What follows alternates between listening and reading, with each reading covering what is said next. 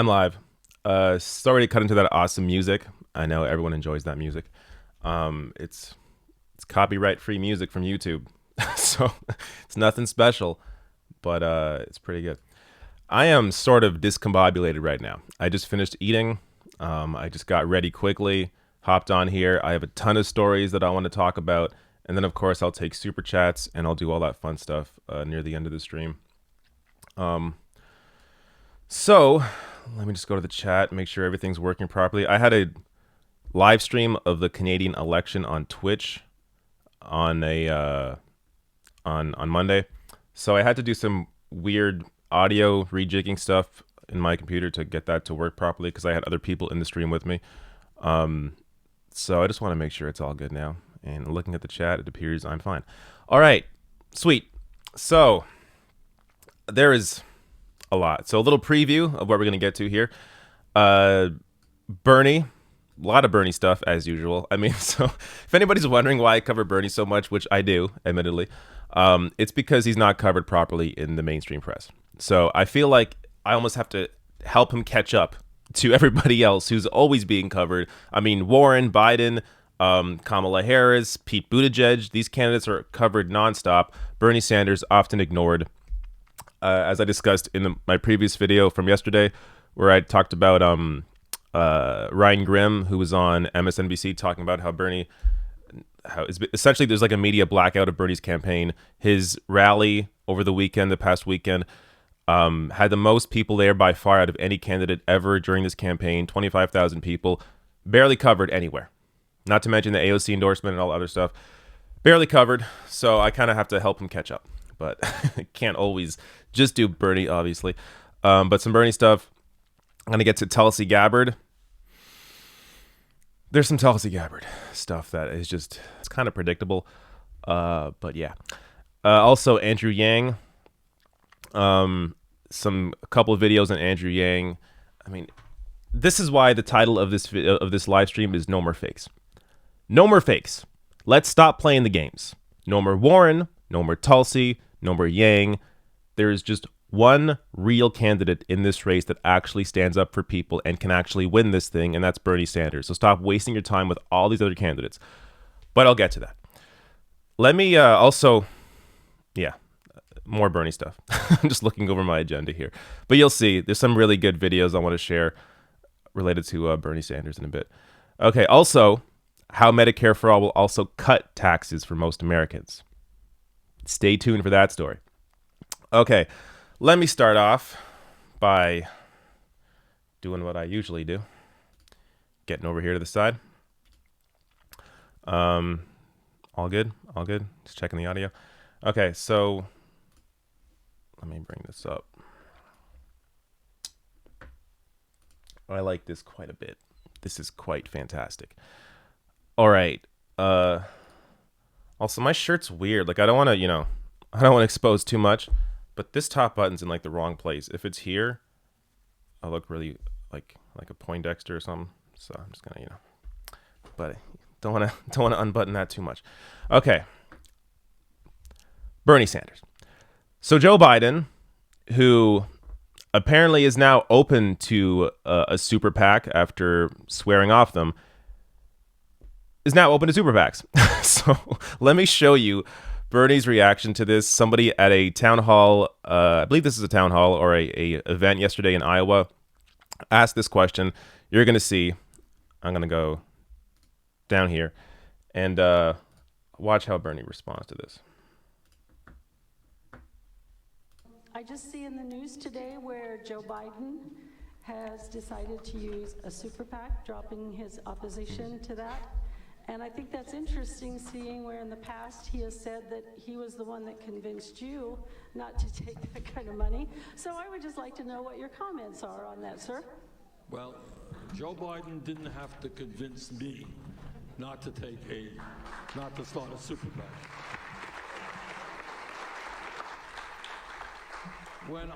Thank you for the question. When I talked about the corruption of the American political system, what it gets down to is that a very small number of people, many millionaires and billionaires, are today, especially as a result of Citizens United, which, by the way, we are going to overturn.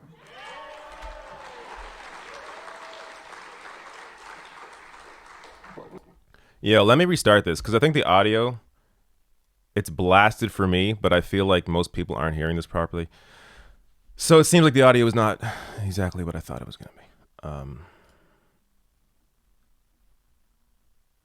Let me make sure everything's set properly.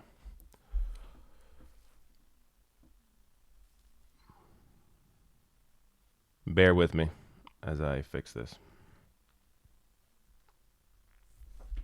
Yeah, that's really odd. Okay, let me try something here. This is the problem with messing with these settings, because once I touch something that was not broken. Oh, it appears to that it should be working fine. So that's even weirder now. Okay,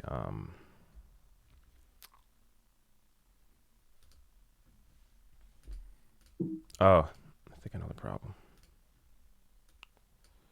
All right, let me see if test this for a second. We have a situation today. That looks better. It's not as high as me, but that's the best I could do, I think, right now. Okay, let's start this again.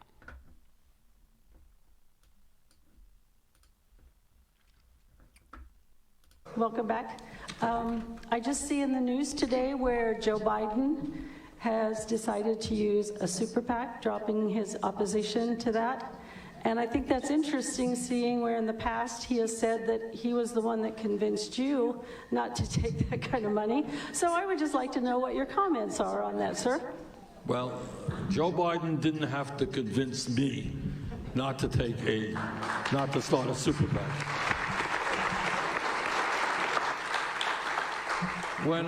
Thank you for the question. When I talked about the corruption of the American political system, what it gets down to is that a very small number of people, many millionaires and billionaires, are today, especially as a result of Citizens United, which, by the way, we are going to overturn.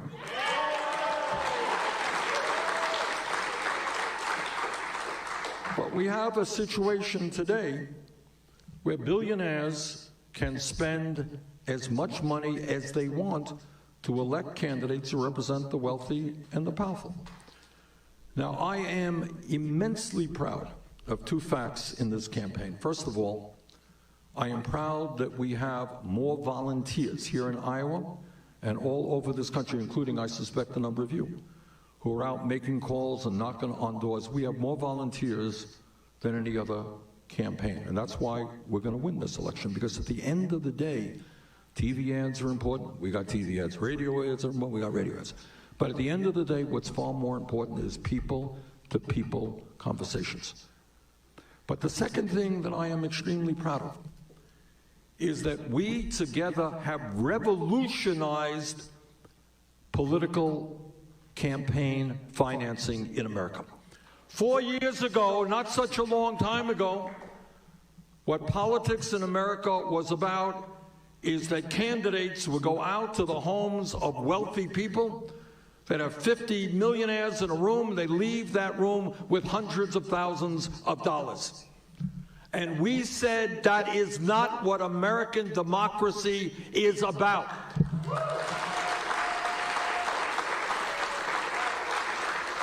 It is an outrage. You read it in the papers every day. A group, an article in the New York Times the other day, a group of donors said A, B, and C. Who the hell cares what a group of rich donors say? They no longer control. What they're upset about, let me tell you what they're upset about. They're upset that we have in this campaign over 1 million Americans who have made contributions to our campaign. And they are teachers. They are workers at Walmart. They're workers at Amazon. They are people making $12, $13 an hour, contributing, I think, on average, $16 a contribution. And I am humbled, honest to God, I am humbled by that support. So I don't need a super PAC. I am not going to be controlled by a handful of wealthy people. I will be controlled by the working people of this country. There you go. That was incredible. Before I go any farther, looks like I could be in the crowd here. If I'm holding a Bernie sign. All right. That was great. So, like, this is, again, no more fakes. This is the real deal. Why are you wasting your time? I think most people in my chat likely aren't wasting their time with anybody else. But if you are wasting your time with somebody else, why are you bothering? We're getting down to the votes now. Andrew Yang ain't winning Iowa. Tulsi Gabbard's not winning Iowa. Neither of these candidates are winning Iowa, New Hampshire, any of these states, any of the early states. So if they can't win the early states, they're not going to be gaining momentum at the end of it and winning. So this is the race right here. It is Bernie Sanders. National priorities. Did you guys hear that? That means I got a donation, but my audio is so loud that only I should hear that. So that's it. Stop wasting your time. But if you're not convinced yet, I will convince you. We will get to it. I might as well read this now. This is a super chat. Legendary Pete says, mainstream media's point of view to Bernie support. Why not Warren? Yeah. That's what they're going to continue rolling out. That's what they've been rolling out. Oh, if you support Bernie, then why don't you just support Elizabeth Warren?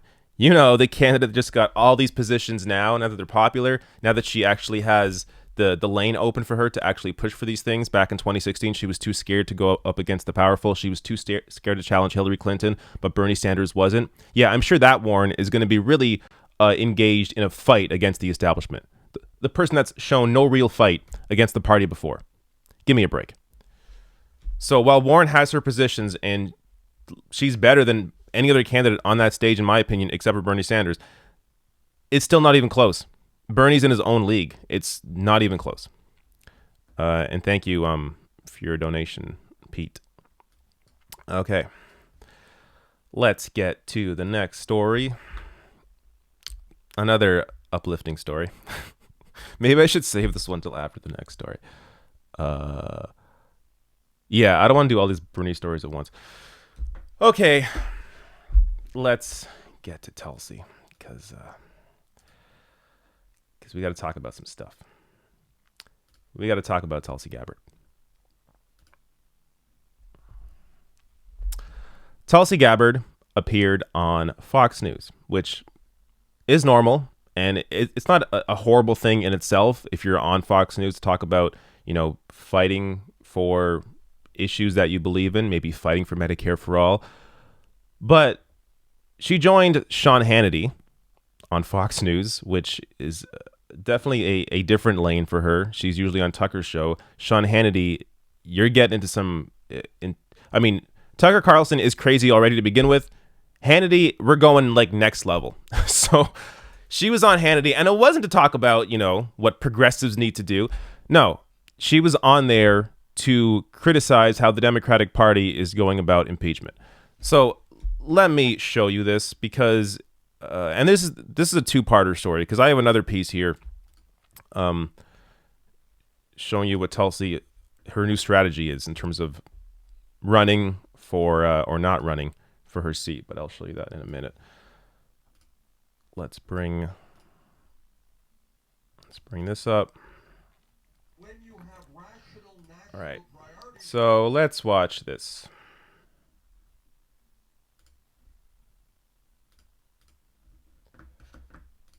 President, which is why I supported the inquiry. I think that inquiry needs to be done in a very narrowly focused way, and it must be done transparently. I don't know what's going on in those closed doors. We as members of Congress don't have access to the information that is being shared, and I think that the American people deserve to know exactly what the facts are, what the evidence is that's being presented as this inquiry goes on.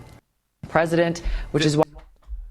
That is straight up a Republican talking point. What is happening right now in the House is the typical process for impeachment. Nothing crazy is going on. Nothing different. Nothing extraordinary is happening.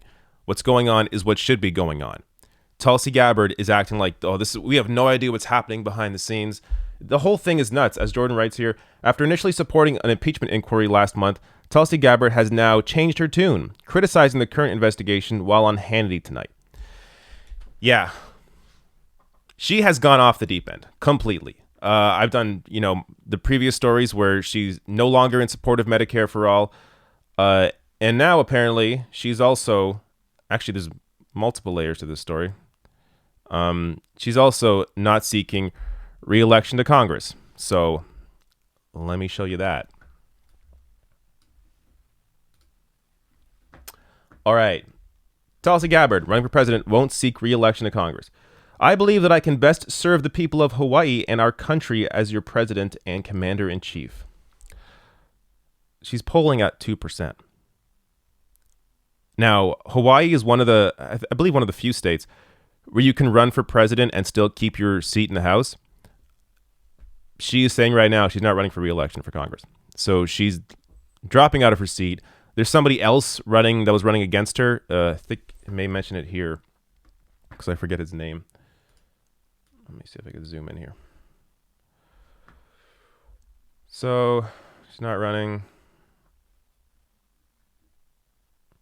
Here he is.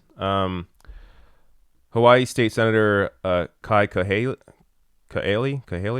a Democrat, said he would run for Gabbard's seat. So I looked briefly into him. Apparently he has raised more money than Gabbard has for this race for the House. So she's already behind in fundraising against this primary challenger. This may be part of the reason that she's now been pushed to just say, I don't want to run for this seat at all. She's likely tired of her job. So she's running for president, raising a higher profile for herself to potentially get some other job once she stops running for president, which of course she will have to because she's not going to win this primary.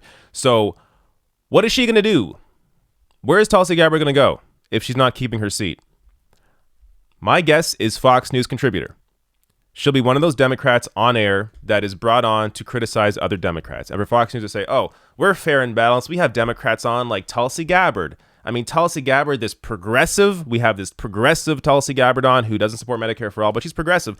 And she's on her show, and now she's criticizing Democrats. That's where I see her.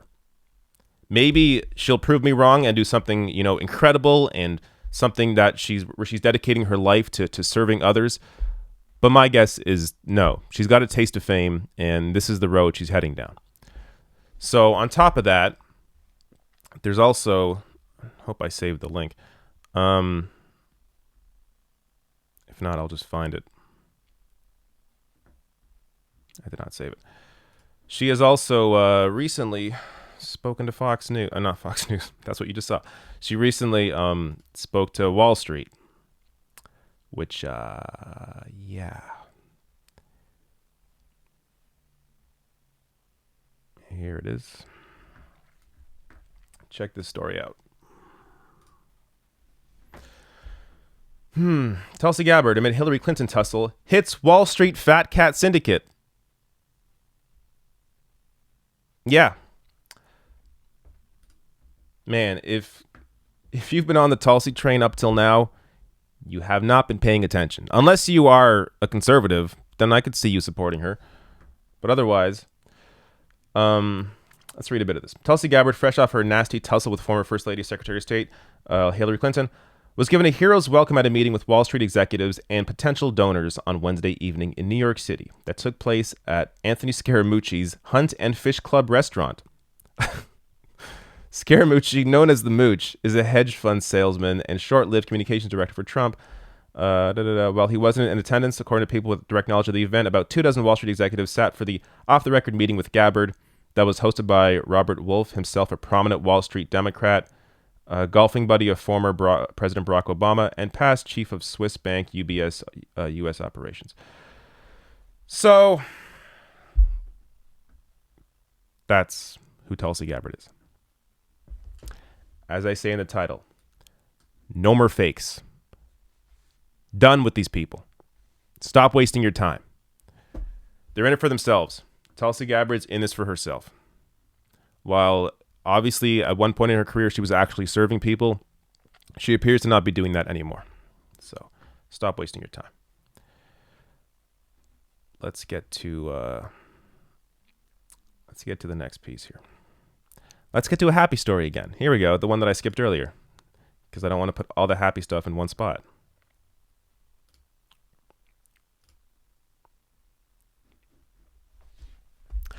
Michael Moore was recently on television to talk about Bernie Sanders. Now, this clip is just fantastic, and I want to share it.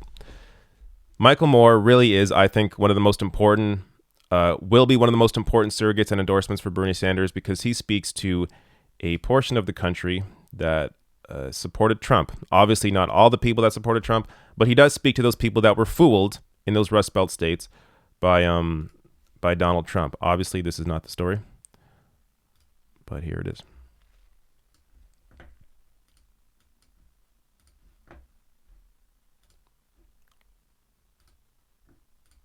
Why Bernie?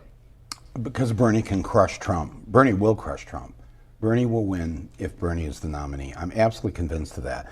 And I say that as somebody from Michigan, a state that Bernie won in the primaries in 2016. He won Michigan. What did we lose? We lost by Michigan, Wisconsin, Pennsylvania. He can win Michigan, and he can win Wisconsin, and he can probably win Pennsylvania too. Why and how? Because he in the whatever some people were looking for in Trump, and I'm sure many of them hopefully deeply regret it, Bernie is not part of the system that they see as corrupt, not speaking to their needs. Politicians across the street here on the take, spending most of their time raising money for the next election. Bernie, I think most people, even if you aren't for Bernie, you would say he's the real deal. Whoever he is what he says he is. He will follow through. He will not be bought off. There you go. That's exactly it. Bernie Sanders is the real deal. He says what he believes, and he has said what he believes for the past 40 years. He's unwavering on the issues. And if you're concerned about, but how do we defeat Donald Trump? Bernie defeats Trump in every poll. And in fact, he's the only candidate in a recent poll to defeat Trump in Iowa, while Biden and Warren lose to Trump in Iowa.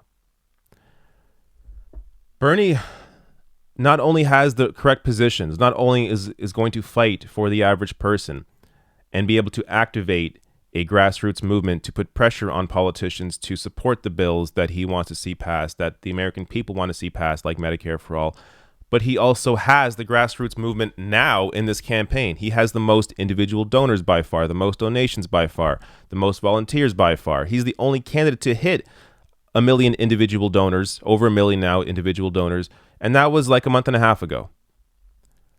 There is no candidate that even comes close to building a movement that Bernie Sanders already has. If you actually want to see change, then you have to support Bernie. And, Joe Biden, for the people, I'm sure no one watching this right now supports Joe Biden, but your friends and family, if you share this video with them, the people that support Joe Biden, what's that going to get you? Let's say, first of all, I don't think Joe Biden has a good case against Trump. I think there's a very good chance Joe Biden loses, suppresses the vote, much like Hillary Clinton did, because both Joe Biden and Hillary Clinton are members of the establishment that turns off many non-voters. That's why Hillary lost. Hillary was not able to excite people out to vote. But let's just say Joe Biden wins. Let's say Joe Biden defeats Trump. Now what? Now you are in the scenario that got you Trump.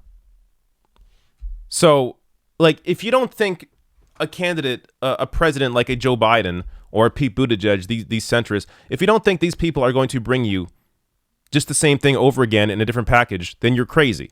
You have to look at what led to Trump, people's dissatisfaction with the power, with the establishment, with who is controlling things in Washington. If you just put the same people back in with the same policies, you're just going to get a new version of Trump. Maybe not actual Trump, but somebody else that's like him. Maybe somebody that knows what they're doing.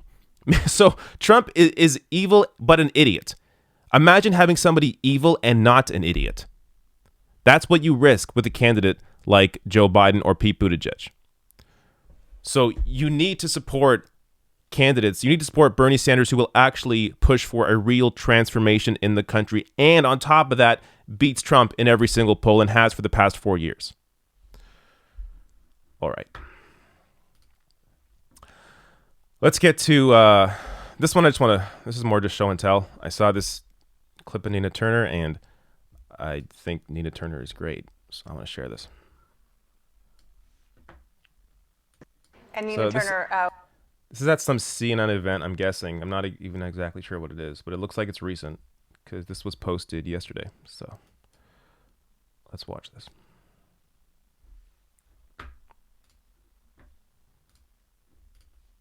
And Nina Turner, with Senator Sanders, you have a unique experience on this panel in that you were an elected official yourself in Ohio. Now you are working to elect a president of the United States. Talk about your experience with those two roles, and of course, as a woman and a woman of color. Yeah, very challenging, and a black woman. So even in that, and even in the pool of being part of a woman of color, I'm a black woman in America, which brings something just even more unique. And then a dark-skinned black woman on top of that. So when you think about anti-blackness, you think about racism, you can't forget about colorism and all that brings.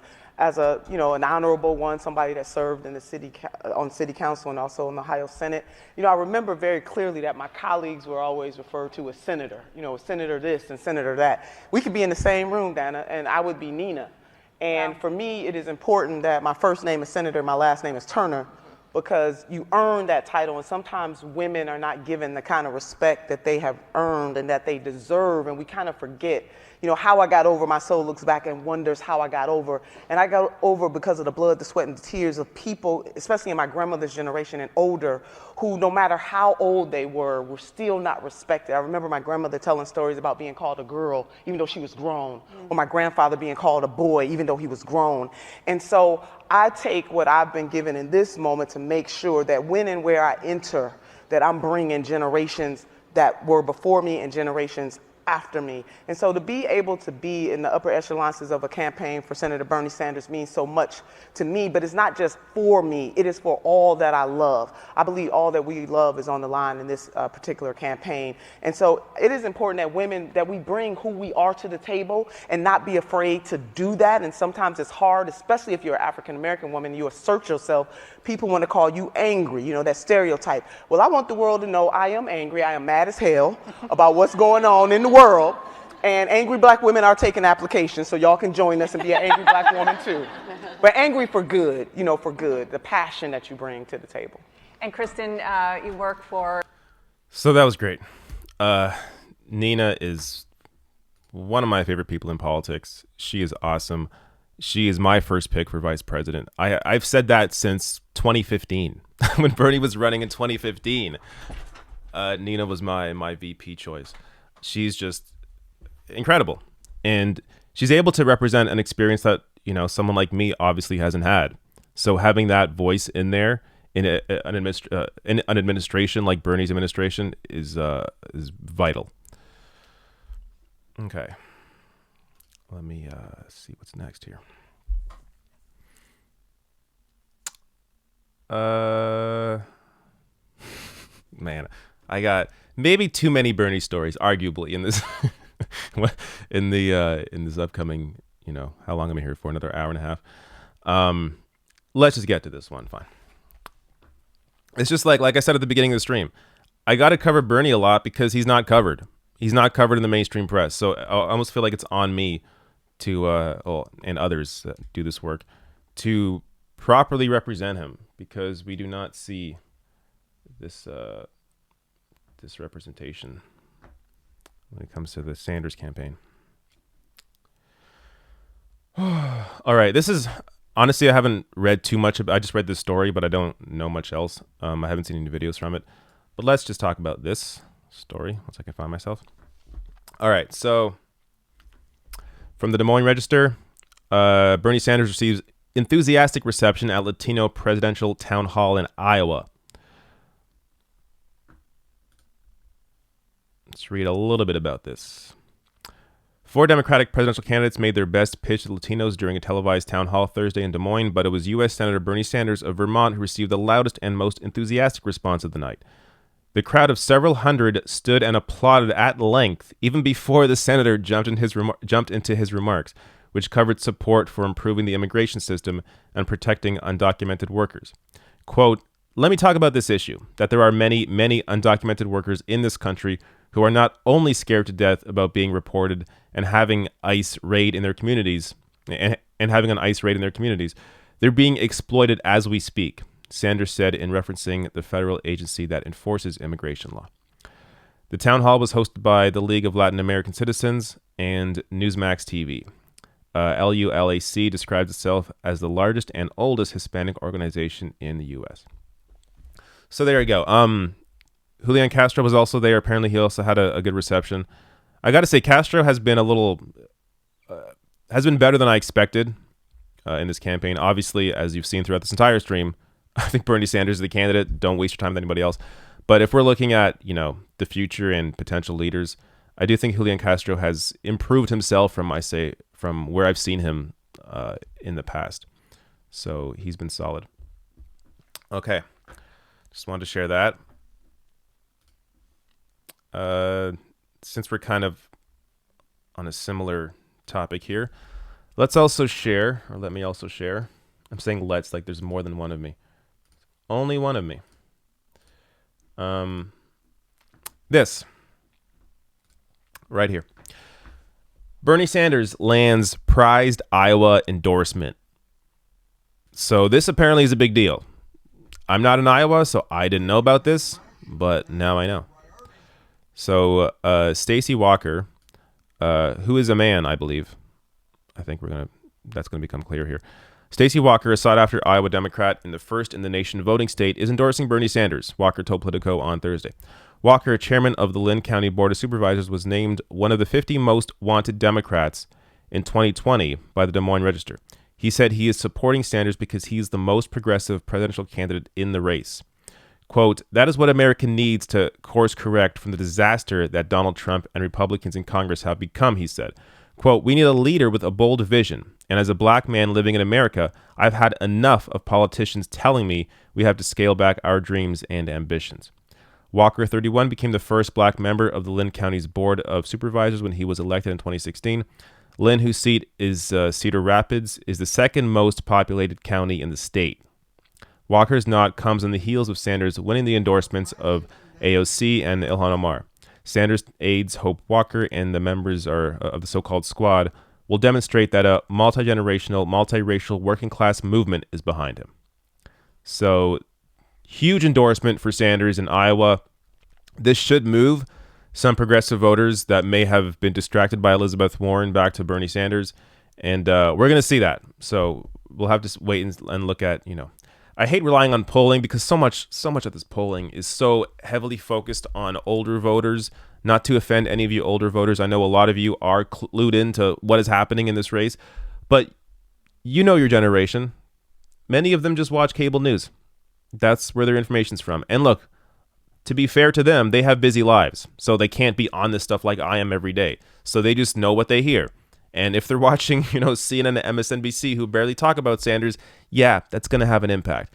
But if you have, especially for those that are involved in the state in politics, which Iowa, I think more people are simply because of how important Iowa is in these primaries, then this is going to be something that they're going to pay attention to, especially if you're, a Democrat in these progressive circles in Iowa. An endorsement like this does matter, and this will help to bring out voters for Bernie in Iowa. So that's the hope anyways. We're going to have to see. Again, look at polling, but also take it sometimes with a grain of salt. But it's good to see that endorsement. All right, here. This is a fun one because I love talking about the media. It's like one of my favorite things to do. So I got to show this clip. Though the story here, but I'll get to it. But it is more about AOC's great answer. But yeah, Lawrence, I don't know.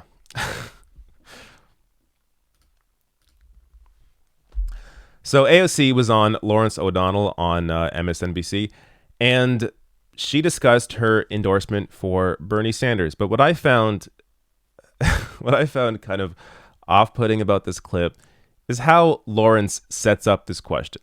So you're going to see what I mean when you see it.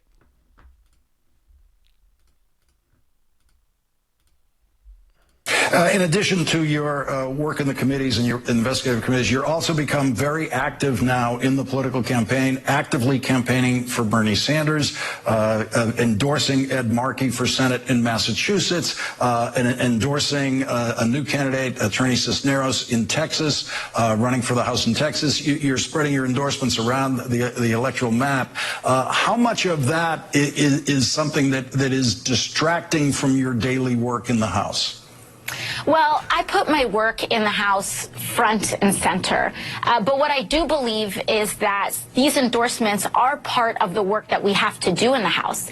Very frequently, someone will say, oh, we can't pass a Green New Deal. We don't have support for that. Oh, Medicare for All is quote unquote unfeasible because we may not have support in certain areas of the House. Well, if we want to change that, then we need to be changing the math of the House. And we need to be protecting those folks who are leading and are taking political risks in order to serve the people of the United States of America. And so my work, first and foremost, informs the other work that I do to organize the electorate. But it is important to acknowledge that in order to pass a transformative agenda for working class Americans, we got to have the numbers and we got to have the leadership in place. And so we have to play in both if we're really going to change this country and if we're serious about that. All right, that was a fantastic answer or response. That's exactly why these endorsements are important. You're not going to get this agenda pushed through if you have people in Congress like Nancy Pelosi. I know she's not going to say it, but Nancy Pelosi as the leader, you're not going to get a big progressive agenda passed. So that's why these sorts of endorsements and supporting Bernie Sanders does matter, because you need a leader like Bernie Sanders to actually get any of this done. But just going back to his question here for a second, Lawrence O'Donnell's question: is any of this, all these endorsements, is it a distraction from your work in Congress? Do you think he would ask that question if she endorsed Elizabeth Warren? Do you think he would ask that question if it was Tim Ryan and Tim Ryan endorsed Joe Biden? Do you think Lawrence would say, Tim Ryan, is this a distraction, this endorsement? Is it a distraction from your work in Congress? No. Lawrence definitely would not be asking that question. Now, part of it is because AOC is doing some actual work. I mean, she is getting things done. She is leading in Congress on many of these progressive bills like the Green New Deal. So I guess that's part of the reason why that kind of idea is in Lawrence's head. But it's not the kind of question that he would ask if it was a different congressperson that was supporting somebody who wasn't progressive or supporting somebody who wasn't Bernie Sanders. You just know that because you've seen we've all seen them. We've seen these people on television that have endorsed people, and they're not asked, is this endorsement distracting? When has anybody been asked that question? But when it comes to Bernie, well, are you distracting with all these progressive endorsements? I mean, is this really what you should be doing right now? It's obvious. And I don't even think, like, people always think, oh, it's intentional. They know exactly what they're doing. You guys really, the people that think that, you give these people too much credit. That's not often what is happening. They're just in a bubble. This is how they think. So to them, it's normal to question somebody who endorsed somebody progressive as opposed to endorsing somebody who is status quo. That's their worldview. Now, some of them, yeah, I'm sure they are knowingly misinforming people. But a lot of it is they are just in their bubble. I mean, it's just natural for people to justify their actions. Even like the most evil people in the world, oftentimes they will self-justify their actions. They will think, well, I had to do this because, what's the alternative? They'll find ways to justify it to themselves. Now, the people that are actual sociopaths, actual psychopaths, yeah, they don't self-justify. They don't need to. But the ones that aren't, the ones that are just in this bubble, think a certain way, they self-justify. They justify why they do certain things, ask certain questions, say certain things, support certain issues. They justify it to themselves in some way to make themselves feel better. So that's all that's happening here. But I had to share that. Okay. I'm doing pretty good. I'm getting through my list. Let's get down to I was going to save this one for 4:20 p.m., but it would just be too many levels of 420, and it would be too much for us to handle. So I got to share it now. Why am I getting ads for Subway? No, I don't want Subway. Okay. Actually, let me. I may clip this. So let me start here. Bernie Sanders released his 420 plan at 4:20 p.m. Also, apparently, with 69 days left in the year. No, that one is a little less important, but I do find it kind of hilarious that Bernie Sanders, right here, released his 420 plan, obviously talking about legalizing marijuana, at 4:20 p.m. So I'm going to read through a bit of this because there's a lot of details here that's kind of hard to explain without actually quoting Vox here. But basically, Sanders vows to legalize marijuana through executive action and address some concerns about legalization too. So he also mentioned this on the Joe Rogan podcast. So when he was on Joe Rogan's show, he also mentioned, I think it was the first time he said it publicly that I heard anyways, that he would legalize marijuana through executive action. So this is the plan is now, I guess, down on paper. So, and the fact that he released it at 4:20 p.m. is just beautiful. I mean, yeah. I'm not even sure what it actually says or does. It shows that the campaign is, they know what's going on. Let me read a bit of this here. So, the proposal is among the most ambitious from one of the Democratic presidential candidates. It would move to legalize marijuana within 100 days through executive action. But it would also address the potential downsides and criticisms of how several states have legalized marijuana so far by trying to limit the size and scope of the marijuana industry and taking several steps to ensure that communities of color benefit from legalization while potential bad actors such as tobacco companies do not. Nobody else is doing this. Nobody else. This is how you legalize marijuana. We screwed up in Canada. Our legalization did not ensure these things. This is how you should legalize it. So first, he would sign an executive order directing the Attorney General to declassify marijuana as a controlled substance, removing it from the drug scheduling system, and effectively legalizing weed at the federal level. Sanders would then push Congress to pass a bill to ensure permanent legalization of marijuana. After it's legalized at the federal level, states would also still need to legalize within their own borders. Although 11 states and D.C. have legalized marijuana, the drug remains illegal at the federal level, which imposes all sorts of barriers on state legal marijuana businesses. For example, they must function as cash-only enterprises. So if you don't know this, I mean, this is one of the big risks of running a marijuana business in the U.S. is because of the restrictions on them when it comes to banking. A lot of these places have like tons of cash and is an easy target for criminals. So this would obviously help to solve that, since many banks are nervous about dealing with the businesses that are essentially breaking federal law. The businesses also can't file for several deductions, and as a result, their effective income tax rates can soar to as high as 90% or more. Marijuana's classification in the drug scheduling system is also a basis for other restrictions on it, although federal penalties for marijuana are typically more lenient than they are for other drugs. Separately, the Sanders administration would push state and federal authorities to expunge past convictions for marijuana, also something Canada did not do when we legalized marijuana. As noted in Sanders' criminal justice reform plan, he would also set up an independent clemency board to grant those with federal convictions on early relief, and he would move to eliminate barriers to public benefits for people who have interacted with the criminal justice system. Sanders also promises to use new tax revenue from legal marijuana to create a $20 billion grant program for entrepreneurs of color who continue to face discrimination and access to capital, and another $10 billion grant program for businesses that are at least 51% owned or controlled by those in disproportionately impacted areas or individuals who have been arrested for or convicted of marijuana offenses. I mean, this is how you do it. Like, they've thought of everything. No campaign comes close to this.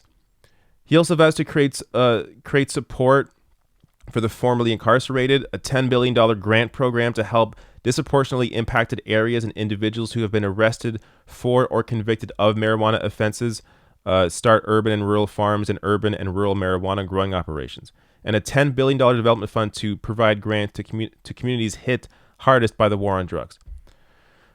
I don't want to read all this, but let me just get to the final.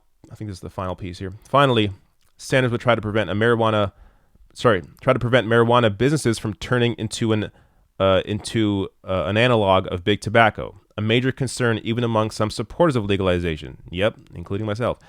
He would financially incentivize marijuana businesses to be nonprofits, prohibit products and labels that target young people, ban tobacco companies, hell yeah, as well as other companies that make cancer-causing products or are guilty of deceptive marketing from the pot industry, set market share and franchise caps, and establish federal regulation for the safety of cannabis products. So this is the full thing. I mean, this is how you legalize marijuana. You think about the people that were affected, the communities that were affected. You help to bring them into the business, ensure that they are represented, ensure that if people that have been convicted, their records are expunged. I mean, this is everything, all encompassing. This is how you legalize it, and they released this at 4:20 p.m. So, I mean, if this is your issue, and it is the issue for a lot of people, though it shouldn't be your most important issue, but it's up to you. Then this is your candidate. That's it. All right. By the way, I'm hearing some super chats come in. I will get to those. Don't you worry. I'll get to those once I hit all my stories.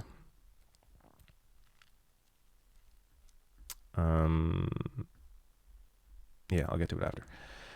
Okay. What do we got? What do we got next?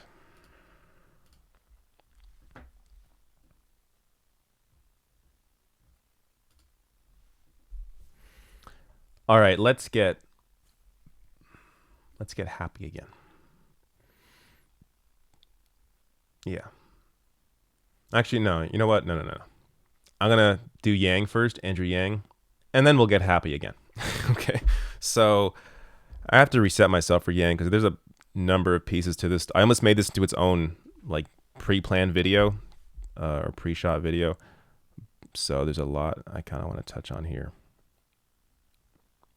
Okay.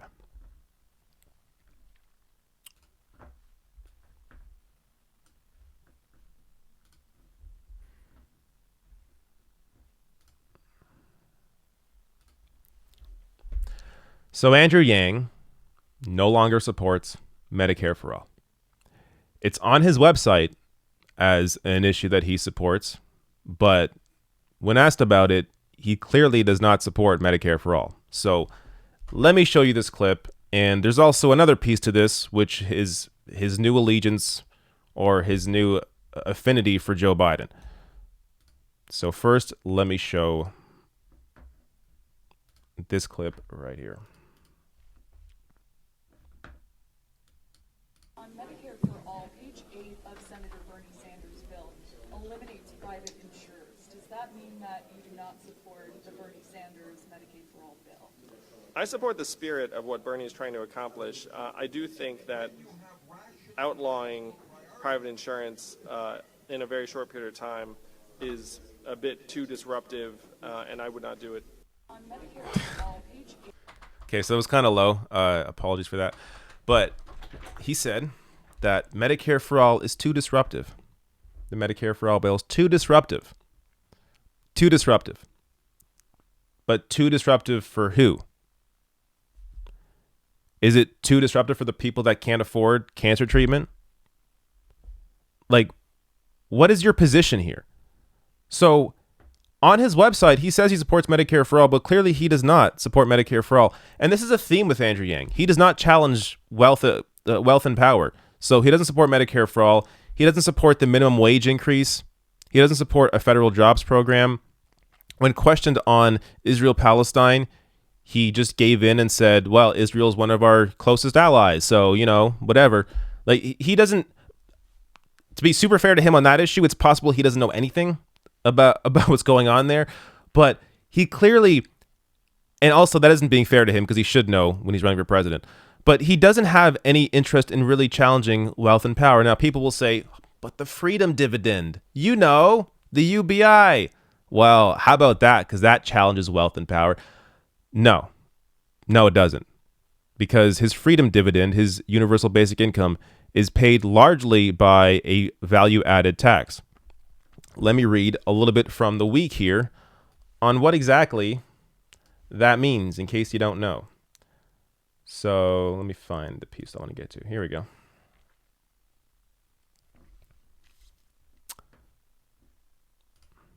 All right.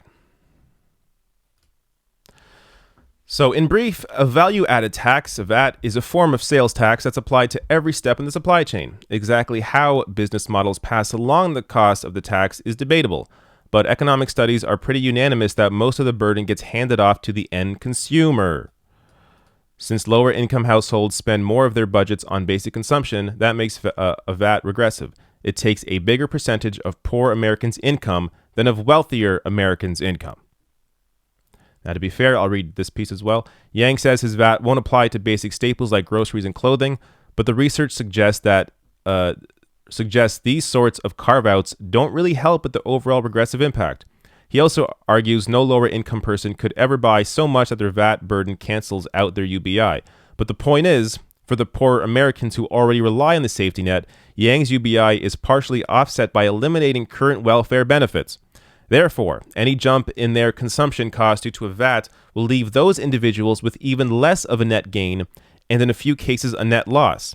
It's not an enormous problem. An analysis from Max Guinness of the UBI Center found most current welfare beneficiaries would see at least a 5% increase to the total cash in their pocket, including at least 85% of people making under $10,000.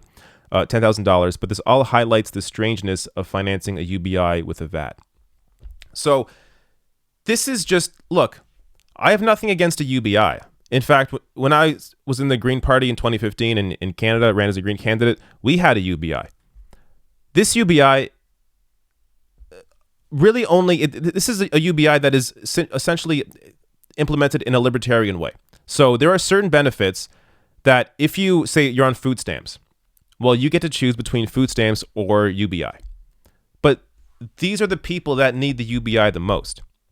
So if a UBI isn't universal and it's just pick and choose, but you're choosing between welfare benefits and UBI, how much is it really helping people? So a UBI should be one of many ways to help people. If he supported Medicare for all and the UBI and a different form of UBI, you could say, oh, great, this is a very progressive candidate. But he doesn't support Medicare for all. So people that have high healthcare costs, is that $1,000 a month really going to help with your cancer payments that are like $500,000? No. So this whole thing is just, it's not like, I do think Andrew Yang is a genuine guy and I do think he means well, but I also don't think he really understands what he's talking about. And he's definitely unwilling to challenge power. He is not somebody clearly that really understands what people are dealing with, especially when it comes to healthcare. I mean, if you really do not support Medicare for all, you really have no connection to people that are dealing with healthcare costs. So as someone who's grown up in a country that's always had healthcare, I never have to think about it. Americans are struggling, millions of Americans are struggling daily with how are they going to afford their healthcare. And in many cases, you're getting screwed. I mean, in most cases, you're getting screwed by your insurance company because that's the whole point of the insurance company. They want to make money. They make profits. They make money off of denying people coverage. So if you're in a system like that, you are constantly getting screwed by companies that want to make more and more money for themselves. Under a Medicare for all system, you take out that middleman. No more profit-making middleman. You are now in a system that simply is guaranteeing you healthcare. And one of the best parts of it is that you are on the same healthcare under Medicare for all that your Congress people are, that the wealthiest people in the country are. So if everybody's on the same healthcare plan, it's not going to be it's not going to be defunded. It's not going to be, cut down because everybody's on that same healthcare plan. Everybody has Medicare for all. So this is, I don't even know what to say anymore. I've talked about Medicare for all a million times because it's obvious to me. And the fact that there's even a debate about this and that Andrew Yang thinks it's too disruptive, shows you where he sits. This is not somebody that's going to challenge wealth and power. And just to put a button on that point, let me show you this response here that he put on his. He's advertising this. He's happy about this.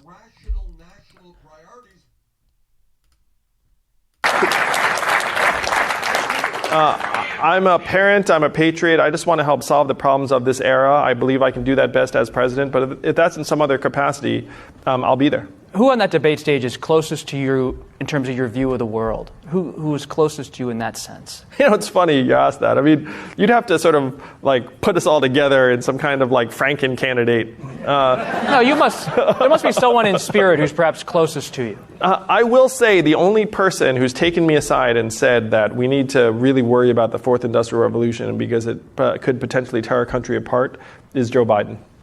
Joe Biden pulled you aside. That's an intriguing. Would you serve on a Biden ticket? You said you were open to anything? I'm definitely open to working with Joe. We've actually talked about it. So that's Andrew Yang joining us for Post Live. What is there to say? They've actually talked about it, about Yang being the VP. Now, if you Yang bangers out there, you're thinking, oh, this sounds fantastic. Andrew Yang he's really gonna pull Biden to these issues that Andrew Yang really cares about.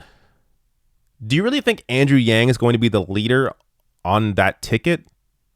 Or do you think, do you really think Andrew Yang is going to have any say? Yang doesn't even know how the political system operates. He's going to be simply a prop used by Joe Biden. Now, I would be surprised. First of all, Joe Biden is not winning the primary. But I would be surprised if he picked Yang. But if that happened, Yang ain't going to be the one polling Joe Biden. Biden's going to be polling Yang. So that's how all tickets work. The president is the leader on the issues, not the other way around. So it's crazy to be that Andrew Yang sees Joe Biden as the person that he's closest aligned with out of anybody in the race. That should tell you everything you need to know about Andrew Yang. Again, I think he's a genuine guy. I think he means well. But where he is on policy and what he says when asked about it and what's on his website being two different things, how can you really trust a candidate to fight for these issues like Medicare for all when he said in a clip when asked about it during a primary that he thinks is too disruptive?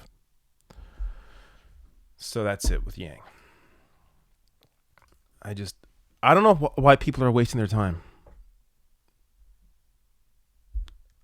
I honestly think a lot of the people that I see supporting these candidates like Gabbard or Yang, I think a lot of them are bots on Twitter anyways.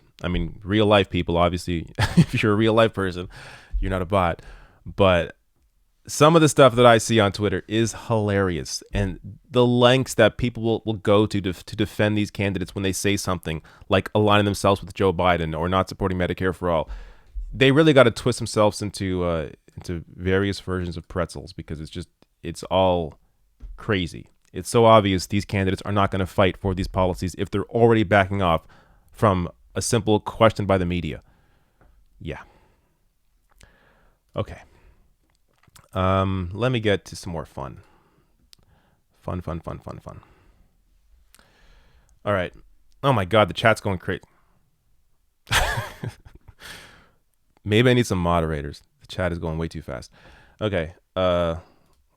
Let me get to some really uplifting stuff here, because this is the kind of the kind of stuff that I like, the kind of stories I like. Because news is too negative, and we really don't. I don't know. I feel like we should cover positive stories more often, or not even positive stories, but things that uplift you, that want you to get involved and become engaged with the political process. So, which is funny, I'm saying that because the video I'm about to show you is kind of sad. Bernie Sanders has released 3 ads that work on an emotional level. So I want to show you these 3 ads, and you may view these as, they can kind of be depressing somewhat, but at the same time, it's delivering a message showing you who is fighting for you. So first, I'm going to show you this ad here. This is one they're playing in Iowa, and it's about centers on healthcare. My son was dying.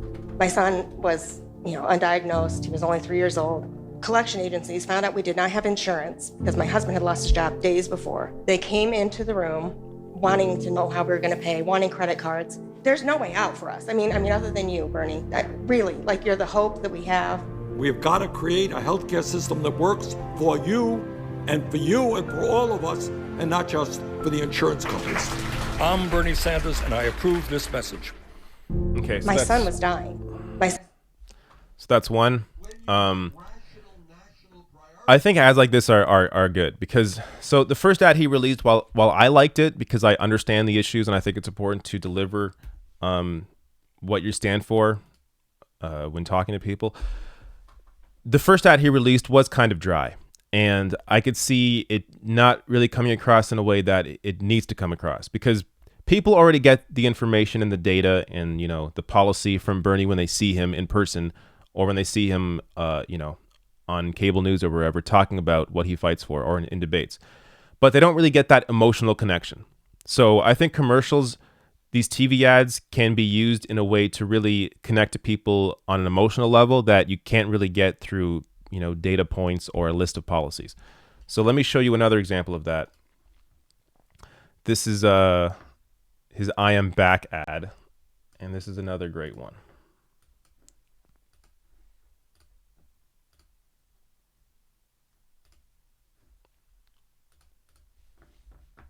Sanders is now facing questions over his viability as a presidential candidate. Now, Senator Bernie Sanders has suspended his campaign. I think it's right. No, of course. It's over. He's done. And I was really? You think he's done? I think wow. He's done. I'm not too sure if he should actually stay in the race. I just don't see the idea that he's back. I just don't see how that's possible. Bernie's back. Bernie's back. Bernie's back. Bernie's back, baby. Bernie is back, yo. Let's do this. To put it bluntly, I am back. I was really thrown off by the media and the calls for him to drop out because he had a heart attack. I mean, the guy is doing like a gazillion rallies and campaign events a day, and he's outpacing even the younger politicians. But now that he's back, he's taking care of business. Too much left to do, and he's probably even healthier now. I am happy to report to you that I am more than ready, more ready than ever to carry on with you the epic struggle that we face today. What he says he's going to do, he's going to do it. Nobody else you can really trust it because the record shows something else. Senator Bernie Sanders held the largest campaign rally of the presidential primary season so far. We need a fighter, not only in this race, but in the broader class war that's been waged against working people in America for many decades now. And that's what Bernie is showing us, that we can take that political power, we can harness it, and we can change this country, we can change this world. I am more than ready to take on the greed and corruption of the corporate elite and their apologists. Bernie's an activist at heart, and the rest of them aren't. He's just an anomaly in politics, period. I came out to be part of the movement. He's standing for what America really stands for. He's actually going to support working class people, and he's going to make sure that everyone's voice is heard in our society. I am more than ready to assume the office of President of the United States.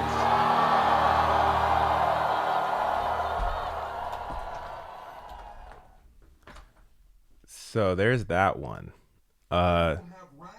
That's a 2.5 minute ad. I'm not really sure where they're going to play that one. That may just be like a web thing. But this is one where they're, going after the corporate establishment, going after the media, but doing it in a way where it's not vicious. It's saying one thing and showing another. Almost similar in the way to the Matt Orfalia, I think his name is, his fantastic 4-minute ad that he put out, I think a month ago now. Let me show you one more from the Bernie campaign. This one I think is another 30-second one. Let me see. Yeah, so this is one that I imagine they're also using as a television ad.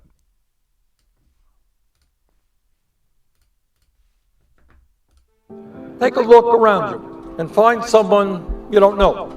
Maybe somebody who doesn't look kind of like you. Are you willing to fight for that person as much as you're willing to fight for yourself? If you and millions of others are prepared to do that, not only will we win this election, but together we will transform this country.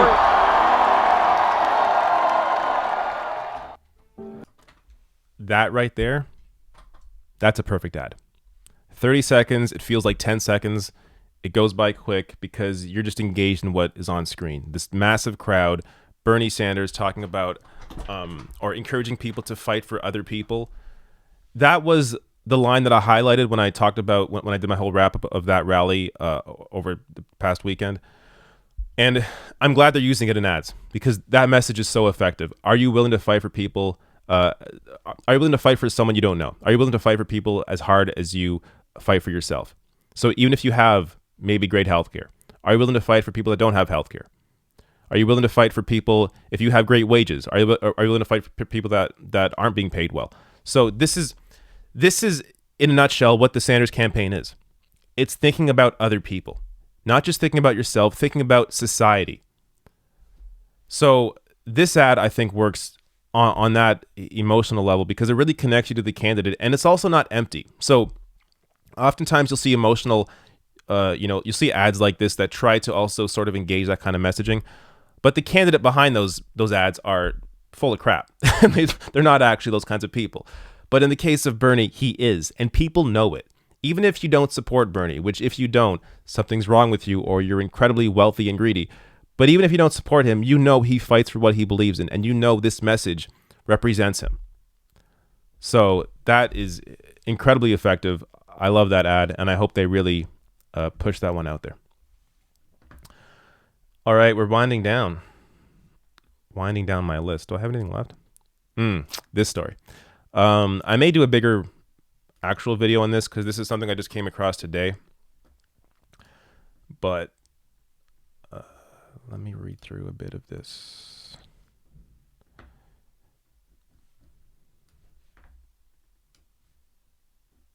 How do you like that headline? Right there. So there's a new piece out of The Guardian, as you see right here. Says, make no mistake, Medicare for All would cut taxes for most Americans.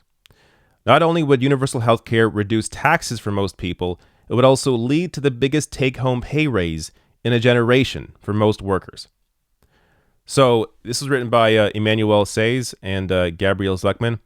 Let me go into some of the details here. I'm not going to read through the whole piece, but let me get you to the part where you're questioning, wait, how is this possible? How are my taxes going to be cut under Medicare for All? So it's really just wording, because you have to look at how you're actually going to save money under Medicare for All. So I'll start here. Although they are not officially called taxes, insurance premiums paid by employers are just like taxes, but taxes paid to private insurers instead of paid to the government. Like payroll taxes, they reduce your wage. Like taxes, they are mandatory or quasi-mandatory. Since the passage of the Affordable Care Act in 2010, it has become compulsory to be insured, and employers with more than 50 full-time workers are required to enroll their workers in a health insurance plan. A frequent objection to calling health insurance premiums a tax is that people have some choice. Can't the poor, the argument goes, enroll in cheap health plans? If you start calling health insurance premiums a tax, then shouldn't we also call spending on food and clothes a tax? This argument, however, is wrong because cheap health care does not exist. Let me read that again. Cheap health care does not exist. There are cheap meals, there are cheap clothes, but there is no cheap way to treat your heart attack. No cheap way to cure cancer. No cheap way to give birth. Cheap health insurance means no health care when you need it. All wealthy nations, even those that try hard to control costs, spend 10% of their national income on health, the equivalent of $7,500 a year per adult in the U.S. The view that healthcare services are like haircuts or restaurant meals, services which there is a product tailored to any budget, is a myth. Again, I'm going to read some of these over again. The view that healthcare services are like haircuts or restaurant meals, services for which there is a product tailored to any budget, is a myth. Healthcare is like education. Everybody needs it, regardless of their budget, but it's expensive. That's why all advanced economies, except the US, fund it through taxation. So, anytime you hear a conservative, because they often try to do this, they try to compare healthcare to like a couch or like furniture or clothes or meals. There is no comparison. How do you make that comparison? Let's read this again. This is the point you tell them. There is no cheap way to cure cancer. There is no cheap way to treat your heart attack. There is no cheap way to give birth. So there is no cheap versions of this. Actual healthcare has to be funded through taxation, through putting everybody under the same system, because everybody deals with these costs, and that's how you deliver quality healthcare to everyone. You cannot compare healthcare to anything else except for something like education, which is also mandatory in these countries. So there's no working around this. That's why Medicare for All is the solution here. Because Medicare for All puts everyone on the same plan and brings costs down, because now everyone's on a single payer plan, on the same plan. The wealthiest people are now paying more in taxes, but everybody else is paying less. So if you're making millions, yes, your taxes will go up for healthcare under Medicare for All, but everybody else is paying less because you are now on a system where you're all paying in through a progressive taxation system. You're all paying into it, and you are all on the same healthcare plan, which also means doctors, your providers, hospitals are all under the same plan. So you don't have to worry about being, out of, what is it called? Out of market. Like this is the whole phrasing. Because I'm Canadian, I have to really wrap my head around some of this crap because it's such BS. But there's no situation where you can't go to the doctor you want because they're in a different, or they're with a different insurance company or different region, because it's all under the same plan. So in Canada, just to give you an example of how I experience healthcare, say I wake up not feeling well. I call my doctor's office and I make an appointment with my doctor. If my doctor's not in and I can't see her that day because she's out or she's busy, whatever, I can go see anybody else. I can go to that clinic and see another doctor. I can go to a walk-in clinic anywhere and just see a doctor and again, the same day. So I'm not making, weeks in advance appointments. Same day appointment. I make it in the morning. I go a few hours later. I'm there. My doctor's there. If she's not there, I see a different doctor. When I get there, I show my health card. They type that in. I go see my doctor. I leave. That's it. No transaction, no payments, nothing. I just go and I leave. I had surgery once as well. Similar experience. So it was a minor surgery. It wasn't something I had to get immediately. So it was planned months in advance. Again, if you have life or death surgery, you get it immediately. But my surgery was minor, wasn't major. It was planned 3 months ahead of time. On the day I had the surgery, I go there. They're ready for me. They know I'm coming. I just walk in. Like it's so basic. It's hard to even. I'm not even sure what I'm explaining, because I walk in, I check in. Okay, time to go in. I go in. I lay down on the bed they give me, and they get me ready. All that stuff, and then I wake up hours later. The surgery's done. I go home. That's it. No payments. Nothing at all. That was it. I walk in. They have my health card. I leave. That's it. So that's how healthcare should be delivered. It should be guaranteed to you, free at the point of use, never having to worry about anything in terms of money. But that isn't how the system works right now for you. And I hope it will. Now, I have to say, our healthcare system isn't perfect, but the problem with it is that it doesn't go as far as it should. So Medicare for All covers dental. We don't have dental in Canada. So we actually we need dental insurance. We need insurance to pay for dental care or pay out of pocket. So dental care is not covered here. Pharmacare is not covered here. Even though pharmaceuticals they're cheaper in Canada, they're still isn't universal. So people that may have certain illnesses may have to pay a lot when it comes to pharmacare. Luckily, I've never had that experience, so I've never had a serious illness having to really pay expensive prices for pharmacare. When I've had pharmaceuticals, I mean, the most I've paid is like $20 for a prescription. So, and that's just for your typical illnesses. But we do need pharmacare here. We do need universal dental care as well. But Bernie's plan covers that. So again, Bernie's plan covers dental care. And he wants to bring the cost of pharmaceuticals down. So I really hope you get Medicare for all within the next few years. Bernie's plan it's over a 4-year process. The bill in the House is over a 2-year process. So that's Jayapal's bill in the House, Bernie's bill in the Senate. So Jayapal's bill is actually better, you can say, in that sense, that it's the transition is a lot quicker. But either of those bills are fine. I mean, healthcare is really the number one reason I never thought about moving to the U.S. seriously, because there was a time where I was thinking about moving down to the States, and knowing I wouldn't have healthcare was one of the big reasons why I did not think about that seriously and really take that idea of moving to the U.S. Any further than I actually did, because healthcare I knew was not going to be available to me, and I didn't want to have to deal with all that crap. So that's the life that many Americans don't even like. You really have no idea what you're missing. And I feel bad saying that in a way, but I'm telling you that to motivate you. You have to get behind the candidate that will deliver you Medicare for all. Only one candidate has shown fight, and that's Bernie Sanders. All right. Let me, again, I'll take super chats at the end. So if you want to get your questions answered, send your super chats in and I'll get to those. And if I get time, I'll hit some random chats as well. I usually end around 4:30. I'll go a bit longer today. One last thing I have to show here. This is not really a big deal, but I found it funny.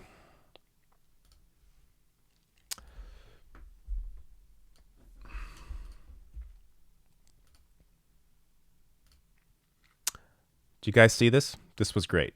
So a kid tricked the dance cam into showing a Fight for Freedom Stand with Hong Kong shirt during a timeout at the NBA game between the Clippers and the Lakers. So I'll show you the video in a second. This has been an ongoing thing with the NBA since they have business interests in China. They haven't been able to. So there have been some people in the NBA that have been critical of China and in support of the Hong Kong protesters. But the NBA has been shutting that stuff down. So watch what this kid does. I love it. I love that the fact that a kid did this too, and that they're into it, that they even know what's happening. I mean, I really have serious hope for the future when it comes to these younger generations, because all of you, if you're younger than me, if you're not a millennial, you're what is it, Gen Z, you're great. Let me show this. Probably can't use that audio, copyright issues, but you'll get the point.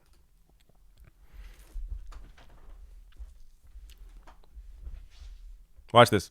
Look at that. Look at that. Look how quick that kid was. That was brilliant. Look at that. Fight for freedom, stand with Hong Kong. Just, he knew exactly how to play the camera.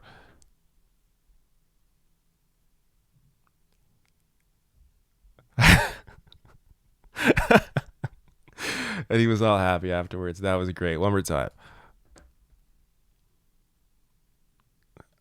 I love it. Look at him. He's all proud of himself. And he should be. I love that so much. Man, kids are awesome these days. I don't want any, but if I could have a kid, I hope they could be as politically engaged as that, 10-year-old appeared to be.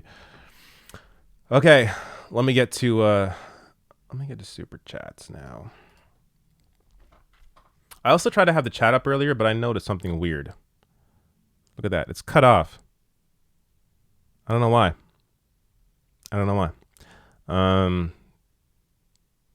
So I'm not going to deal with that because I'm too much of a perfectionist to allow some letters to be cut off in the YouTube chat to show it. So we're not going to show it. But I will read it. I will check out the super chats as I'm getting to right now. You know this part of the part of the show where I find the Super Chats page. It's an ongoing staple of my live streams. Always fun when YouTube doesn't easily make it accessible. Really makes sense to have a live stream interface where you can't easily see your Super Chats. Really makes a lot of sense, YouTube. What a great platform. I love it.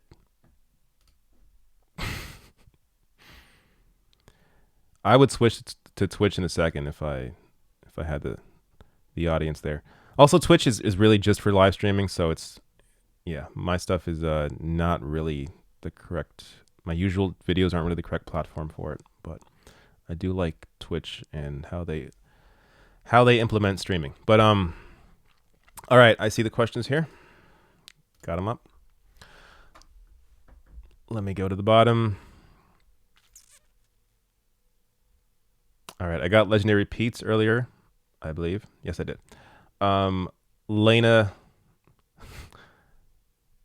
Dell hates the clock. Send me a $2 super chat. Thank you. Humanist Report. Mike was in here. Oh, Mike, you still in here? I'm sorry.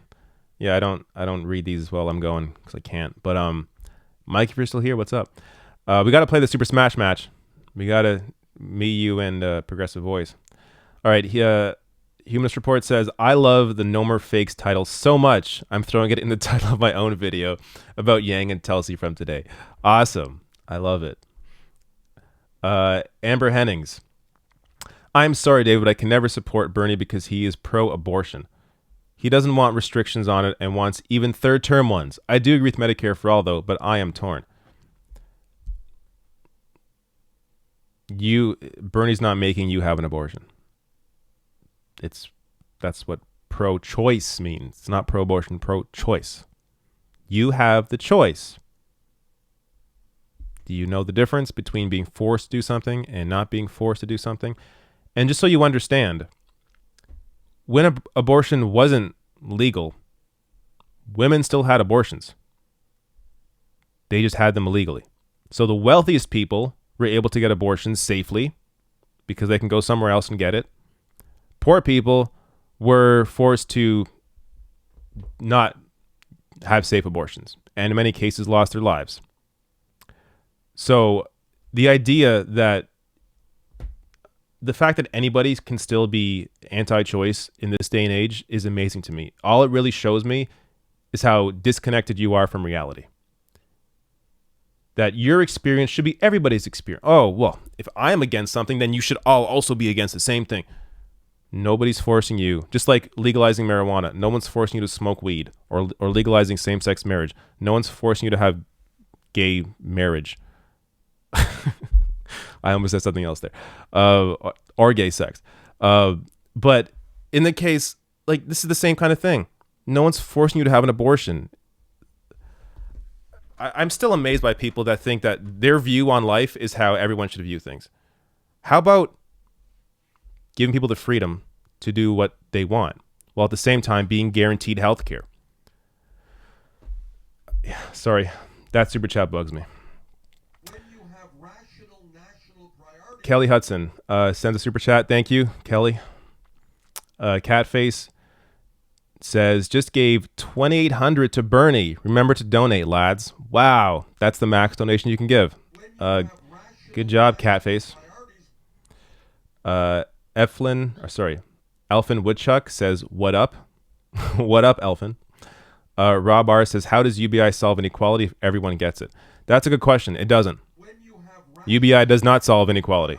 Yeah, like this has always been sort of my question with UBI, even though I would support it in addition to other things, and a UBI that doesn't replace the welfare state, is that if everyone gets $1,000, then can't like your landlord just raise the rent by $1,000 and say, well, you got an extra $1,000 now?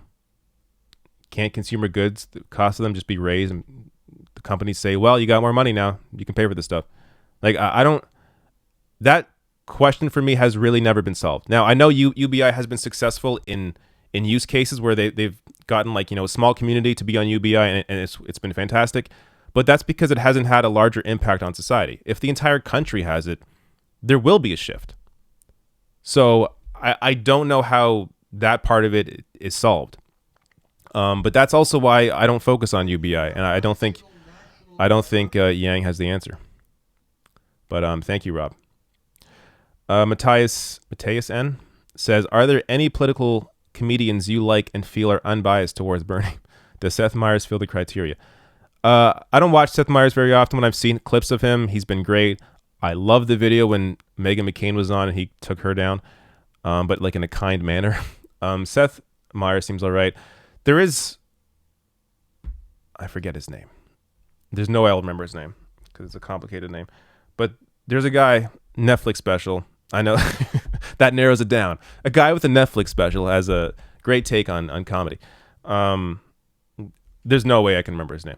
But if I could think of it afterwards, maybe I will post it in the chat once I get off the screen. But who else? There's someone else I saw recently. I like David Cross. Now I know I think in 2016, I don't know if he was really anti-Bernie, but I don't think he was supporting Bernie. But he seems to be more progressive now. And he also follows me on Twitter. So it's also a benefit. But no, David Cross, his politics is appear to be great. So I would follow him on Twitter. His recent special was fantastic. The one where he really goes after Trump, I thought it was great. So David Cross is definitely a comedian I would check out if you don't already watch his stuff. But apart from that, and the comedian that I can't think of, man, what's his name? I really want to remember his name.